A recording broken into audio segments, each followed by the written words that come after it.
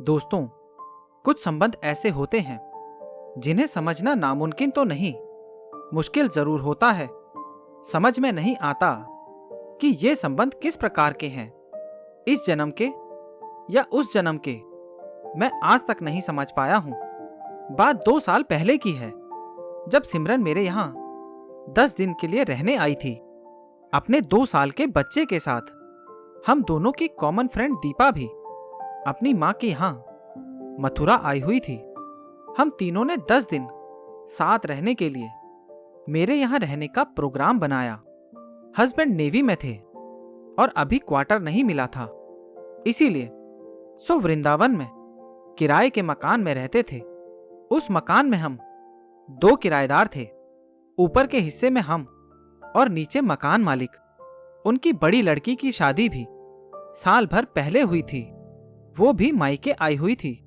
जब सिमरन के बेटे ने उसको देखा तो जोर जोर से रोता हुआ मेरी गोद में दुबक गया और रोए जा रहा था।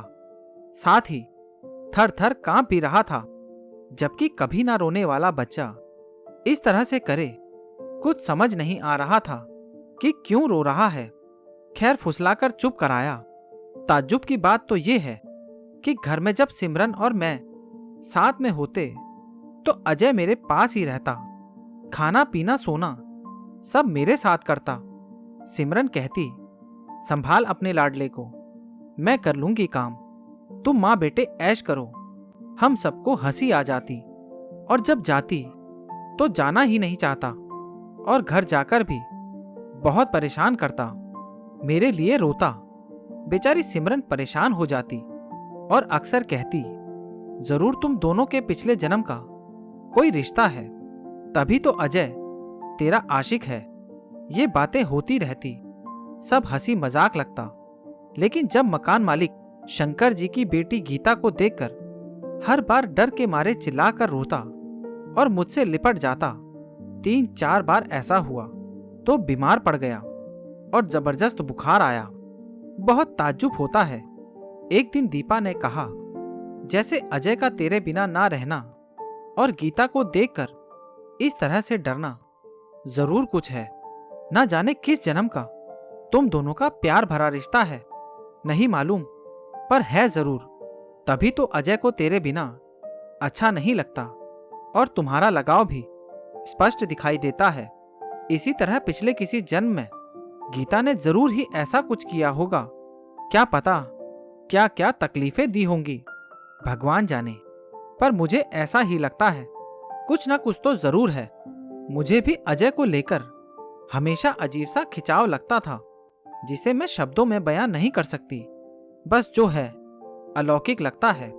इस तरह दीपा की बातें सुनकर सिमरन ने कहा, अब तो यार मुझे भी ऐसा लगता है।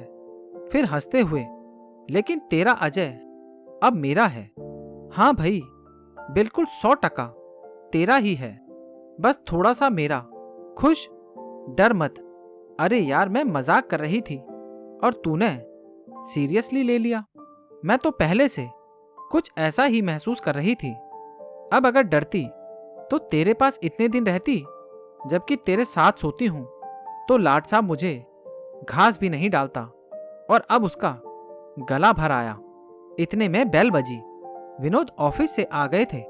थोड़ा गंभीर वातावरण देखकर हंसते हुए बोले, क्या बात है, 3 देवियों बड़ी गंभीर अवस्था में हैं, सब कुछ ठीक है?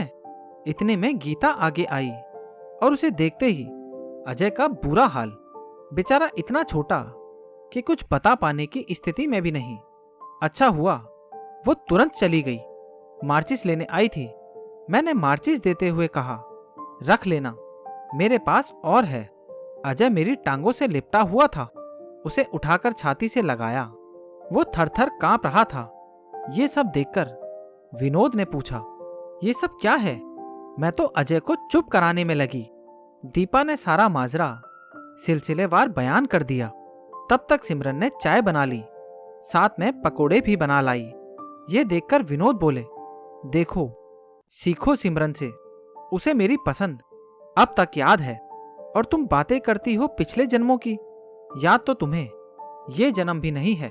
जीजा जी, मुझे तो ये सब जन्मों का चक्कर एकदम सच्चा लगता है, तभी तो मैं नहीं मानता। अब आप मानो या ना मानो, पर हम तीनों को ये सब सच लगता है। लगता क्या, बल्कि सच ही है।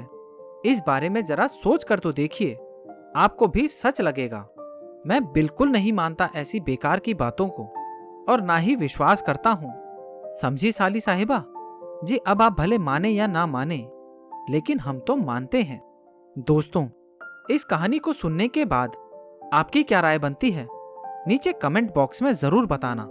और अगर अभी तक आपने चैनल को सब्सक्राइब नहीं किया है तो चैनल को सब्सक्राइब कर देना। ऐसी ही हिंदी कहानियां सुनने के लिए चैनल पर बने रहें। तब तक के लिए धन्यवाद।